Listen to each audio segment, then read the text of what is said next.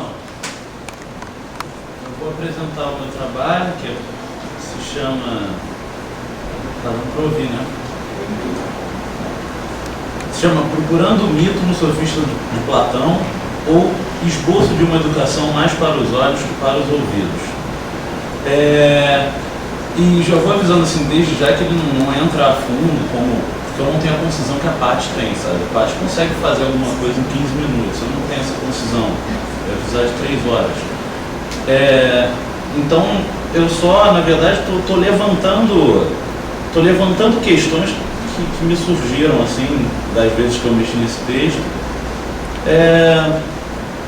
Então o texto é meio confuso, na verdade ele não tem conclusão, ele ainda não termina da maneira que eu gosto.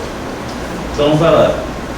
A epígrafe é: você está triste por causa do Platão, que você nem leu. É do Álvaro de Campos, nesse universo. E uma do Antônio Cândido, que é: cada um com as suas armas. A nossa é essa: esclarecer o pensamento e pôr ordem nas ideias. 1. A estrutura do diálogo. O sofista de Platão é considerado, depois de Platão, não foi ele que colocou isso, como tendo por gênero o ser, da mesma maneira que toma-se o banquete do amor, enfim, tudo, cada um deles vai ter um subtítulo desses. No entanto, a discussão sobre o ser, e necessariamente sobre o não ser, não é, em princípio, o foco dos personagens do diálogo.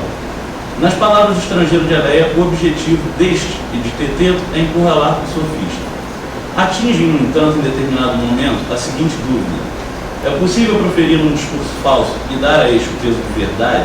Isso é, fazer algo aparecer como verdade quando na verdade é falso? Daí se desdobrará a questão do ser. É possível que algo não seja? Não. É possível que algo que não seja, de algum modo, seja? Se podemos proferir uma sentença falsa sobre algo que não é, se podemos mesmo dizer e pensar acerca do não ser, em que medida isto que não é já não assume de alguma maneira o estatuto de ser, ou seja, é. Daí Platão, via Teteto e o estrangeiro, vai investigar o que são ser e não ser, como surgem, quais são os caminhos já trilhados, por quem já se dá a pensar esse assunto, e até que ponto esses caminhos se mostram viáveis ou não, que era o que a Paty estava falando aqui no início do diálogo. Porém, para entendermos as posições tomadas explícita ou implicitamente, precisamos pensar a estrutura do diálogo, seus personagens. Por que Platão não coloca para discutir as teses dos pré-socráticos, sobretudo a de Parmênides, o personagem principal de sua obra, que é o Sócrates, mas o estrangeiro, que é um Eleato, vem de Eleia? Por que uma discussão sobre gêneros e classes torna-se uma investigação do ser? Por que a ausência dos questionados, isso é, dos sofistas, dos poetas, dos próprios pré-socráticos, que aparecem em outros diálogos? Bom, vamos por partes. Comecemos pelo estrangeiro. O estrangeiro assume o lugar que na maior parte da obra platônica é o lugar de Sócrates: questionar, propor, refutar, separar, responder. Embora natural de Eleia, o estrangeiro é versado na dialética socrática e no seu método refutativo. E esse método perpassa de um modo fundamental todo o diálogo. Para cada animal, arte ou técnica, existe uma classificação correspondente na ordenação que há dentro desse método. Isso é, para a caça à noite, dá-se um nome. Para a caça à noite com rede, dá-se outro nome. Para a caça de animais marinhos à noite com rede, você tem um terceiro nome, por exemplo. E daí por diante. Como nota Marcel Pimenta Marques, um método da diferença. Parte-se de um universal, e esse universal é dividido seguidas vezes segundo as diferenças e semelhanças que aparecem pelo caminho.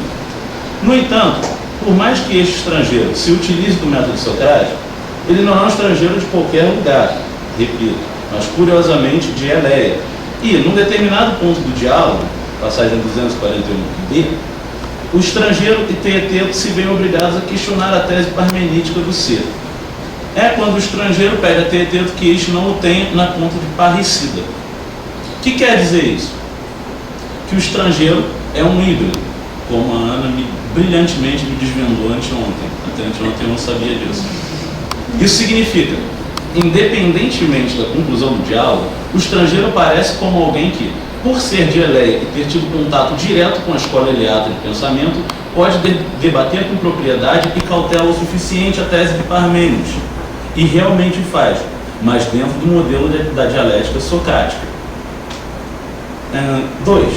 O mito no sofista. É a partir da mencionada passagem, 241d, que são discutidas as teses pré-socráticas sobre o ser e a origem. Não apenas Parmênides, mas também Heráclito, Tales serão mencionados, embora nunca de maneira direta. Bom, a Paty acabou de dizer que o Heráclito foi mencionado de maneira direta. Eu não vi o Heráclito. O estrangeiro diz, em 242c, Parmênides e quantos se empenharam no exame e na determinação do número e da natureza dos seres, não se preocuparam de conversar conosco. A argumentação que se segue é uma equiparação da gênese dos pré-socráticos à gênese dos mitos cantados pelos poetas. O estrangeiro coloca de maneira depreciativa a busca da origem e do ser nos elementos da física, o úmido e o seco, o quente e o frio, água, fogo, terra, ar, tratando a junção ou separação desses elementos como brigas e casamentos que dão origem às coisas no mundo, como sendo não mais que uma continuação daquilo que Hesíodo e Homero e outros já faziam ao cantar o surgimento do mundo através dos deuses e das linhagens divinas, e que deste modo não deixavam claro o suficiente o que entendiam por ser. Pode-se entender essa fala do estrangeiro como parte fundamental do método refutativo. Aqui Platão estaria fazendo mais uma separação pela boca dos seus personagens. Existe eu, Platão, com o meu método, e existe o que veio antes de mim. Não por arrogância, mas por afirmação de seu próprio método. Generalizar e tratar os pré-socráticos como mera continuação da gênese mítica, tratando ambos de forma depreciativa, reforça o fato de que o método da separação aparece como algo novo, ou que apresenta uma verdade mais confiável, mais segura. Não mais os cantos, não mais Parmênides escrevendo em poema, não mais Heráclito com suas sentenças obscuras, e, sobretudo, não mais explanações sobre a origem que, aos olhos da escola socrática, soavam alegóricos. Este é o entendimento do mito no sofista, uma alegoria representacional que passa por mera substituta da verdade, uma ficção. Em 243b, o estrangeiro diz: quando algum deles, os pré-socráticos, abre a boca para afirmar que algo existe ou nasceu, ou se tornou muitos, ou um, ou dois, e mistura quente com frio, ou imagina combinações ou separações, pelos deuses, Teeteto, saberás dizer o que todos eles entendem por essas expressões? Se soubesse semiótica, o estrangeiro talvez dissesse que estes nomes, frio, úmido, fogo, são meros significantes arbitrariamente escolhidos que apontam para um significado, isso é, para um conteúdo que indica um estado real de mundo. Isso é uma expressão do Humberto Eco. Isso é, neste modelo, as teses pré-socráticas, assim como os poemas homéricos ou a teogonia de Hesíodo, não passam de ficções representacionais, não pretendem ser o que são ou dizer de uma experiência feita por alguém e, por isso, capazes de desencadear a realidade, mas são, numa palavra, simulacros. 3. A proposta educacional de Platão. Resta ainda algo a ser perguntado. Por que colocar os mitos poéticos e os pré-socráticos dentro de uma mesma classificação e evidenciar assim o método da separação pela diferença? Aliás, por que se utilizar do próprio método para afirmá-lo em detrimento de outras formas de conhecimento do mundo? Bom, Platão é filósofo e escreve em prosa, diálogos, numa época onde a escrita começa a se estabelecer na Grécia. Até então vivia-se numa cultura predominantemente oral, onde o cantador era o responsável, o aedo, era o responsável por trazer à tona a história, as tradições, a origem de um determinado povo.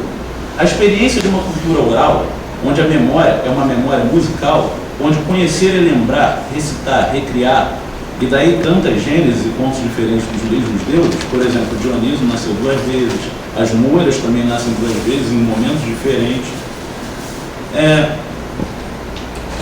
Numa sociedade assim, não são necessários filósofos, uma sociedade oral, mas poetas, pois a verdade se dá pelo desvelamento, a lética, pela memória, que partilha seu radical no grego, nesse mini, lá no indo-europeu, com a palavra música. Vai dar na mesma coisa. A verdade numa cultura oral é uma verdade poética e nem por isso menos real. Consoante a Eric Havelock, no prefácio a Platão, tendo a pensar que a tentativa de Platão é por reinventar a base da paideia grega. Seu método de conhecimento é racional, e nele não há espaço para os pré-socráticos ou para os poetas, senão dentro dos limites expostos na República, isso é, com sérias restrições, como contadores de ficções, não comprometidos com o conhecimento da realidade de fato. O que Platão organiza em última instância, embora não explicitamente, é uma mudança na concepção de verdade, de aletheia para ortóteis, que é uma verdade que possa ser ortopedicamente fixada, conhecida e inalterável. Daí a existência das ideias, como exteriores ao mundo, e que pode o mundo acabar e as ideias continuarão firmes. O mito, ou as teses pré-socráticas, não permitem isso. Daí a maneira depreciativa com que são encarados pelo estrangeiro, ou pelas palavras que o Platão coloca na boca do estrangeiro, que se coloca numa busca por definições, isso é, por solucionar problemas de forma lógica e correta, capaz de estabelecer, dentro de uma sociedade, uma educação com conteúdos pré-determinados de maneira racional, onde o filósofo ocupa um lugar de destaque, coisa que, dentro da dinâmica da experiência arcaica, se mostra impossível. Aí eu estava vindo no caminho, meu texto termina aqui, eu não gostei da conclusão dele. Aí eu estava vendo no caminho dentro do Mariátegui e achei um negócio que eu achei legal, que era bom para pensar o Platão, que é quando ele fala assim: o homem ocidental colocou, durante algum tempo, a razão e a ciência no retábulo dos deuses mortos. Mas nem a razão, nem a ciência podem ser um mito. Nem a razão, nem a ciência podem satisfazer toda a necessidade de infinito que existe no homem. A própria razão se encarregou de demonstrar aos homens que ela não lhes basta, e só o mito possui a preciosa virtude de preencher seu eu profundo. Quem é? Mariátegui. Peruano comunista.